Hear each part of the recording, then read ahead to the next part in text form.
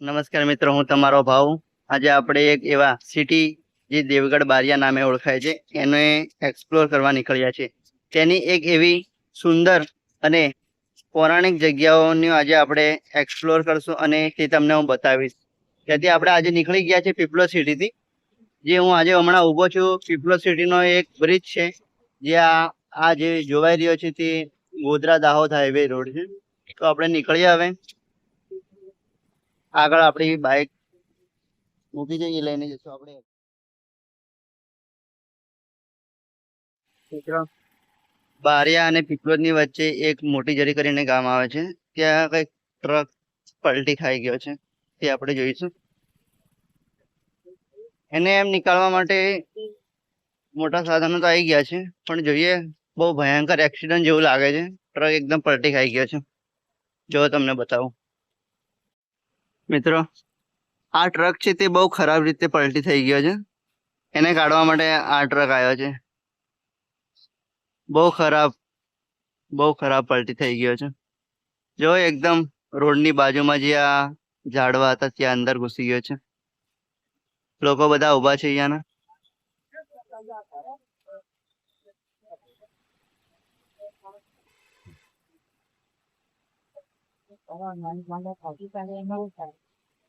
ચલો, આ ટ્રક ને તો આ ભાઈઓ કાઢી મૂકશે.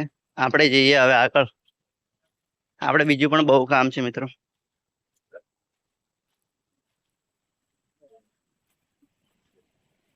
જો મિત્રો, આ દેવગઢ બારિયા સિટી નું ફેમસ રોડ છે, જે પીપલોદ અને દેવગઢ બારિયાની વચ્ચે આવેલા એવા ડાંગરિયા ગામનું એક જંગલ છે, જે બહુ સુંદર અને કુદરતી વાતાવરણજનક છે. અહીંયા તમને શાંતિ અને સુકૂન જેવું ફીલ આવશે. જોઈ શકો છો, અહીંયા ઘણા લોકો ફોટોશૂટ કરવા માટે પણ આવે છે અને એકદમ નજારો કુદરતી. સીડી તરફ જતા એવા રસ્તા.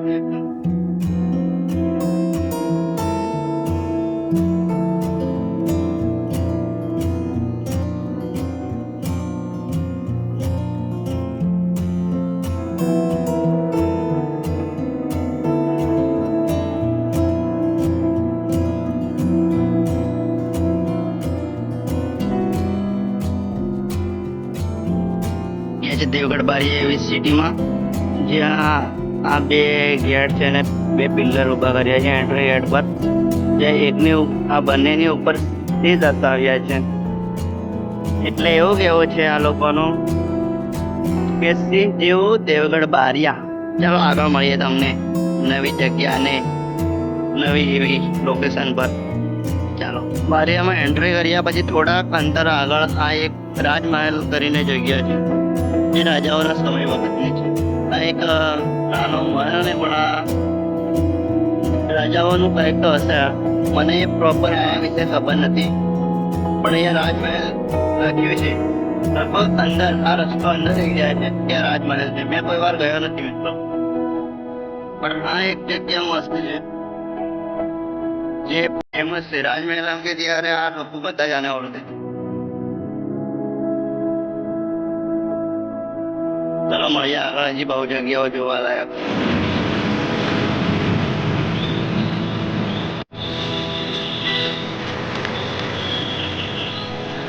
મિત્રો, આપણે દેવગઢ બારિયામાં આવી ગયા છીએ. આ એક દેવગઢ બારિયાની વચ્ચોવચ્ચ એક ટાવર છે, જે આપણે કહીએ છીએ ને કે આપણી સિટીનો મેઇન પોઈન્ટ હોય તે આ છે. આ દેવગઢ બારિયાનો પોઈન્ટ છે. સુંદર છે. નાઇટમાં પણ આ બહુ જ સુંદર લાઇટિંગ સાથે જોવાય છે. ટાવરની થોડીક બાજુમાં આ સાઈડ એક પુસ્તકાલય પણ છે, જે સૌથી સારું કહેવાય એક સિટી માટે. જ્યાં છોકરાઓ, નાના બાળકો હોય, મોટા બાળકો હોય, જે સ્ટડી કરી રહ્યા છે, ભણી રહ્યા છે, એ લોકો માટે વાંચવા માટે બેસ્ટ જગ્યાઓ અને કંઈક નવું જૂનું જાણવા માટે પણ પુસ્તકો મળી શકે છે અહીંયા. આ જોઈ શકો છો તમે ટાવર, જે બહુ જ ફેમસ અને એક એમ એવું નહીં કહેતા કે સિટીનો કંઈક મુખ્ય પ્રસિદ્ધ જગ્યા ત્યાં છે. આ ટાવર છે. આઈ લવ દેવગઢ બારિયા લખ્યું છે અહીંયા.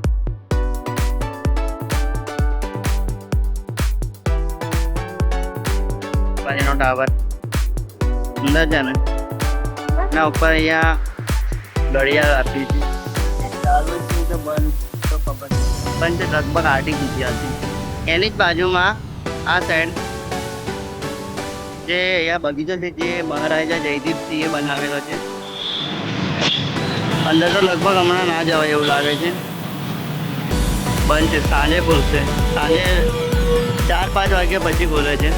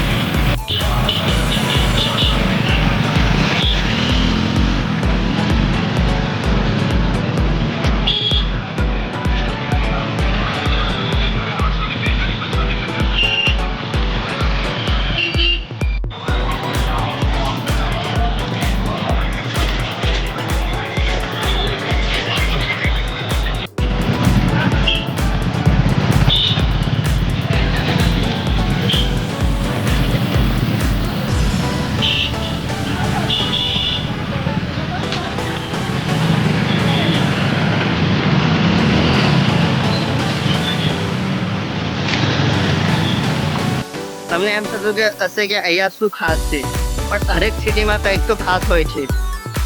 જેવું અહીંયા દેવગઢ બારિયા સિટીમાં ઘણી જગ્યા ઉપર કંઈક ખાવાનું પણ જમવાનું પણ ફૂડ પણ ફેમસ હોય છે. તો અહીંયાનું ફેમસ ફૂડ એક સવારના નાસ્તામાં દાળ વડા કરીને હોય છે ભજીયા. તો અહીંયાના બહુ જ ફેમસ આ જગ્યા પર. ઘણા લોકો આ જગ્યા પર સવારમાં દાળ વડા ખાવા આવતા હોય છે. અને એક બીજી જગ્યા પણ છે જ્યાં સેવ ઉસળ છે, પુલાવ છે, એવું બહુ જ ફેમસ છે. ત્યાં બહુ જ લોકો ખાવા આવે છે, પણ એ લગભગ સવારમાં જ મળે છે, તો હમણાં નથી. તો એ વ્લોગને આપણે હવે અહીંયા સમાપ્ત કરીશું. થોડું ઘણું હશે બીજું તે આપણે વિડીયોમાં એડ કરી દઈશું. બાકી મળીએ એક નવા વ્લોગમાં પછી. જય માતાજી, જય શ્રી રામ, ભાઈ.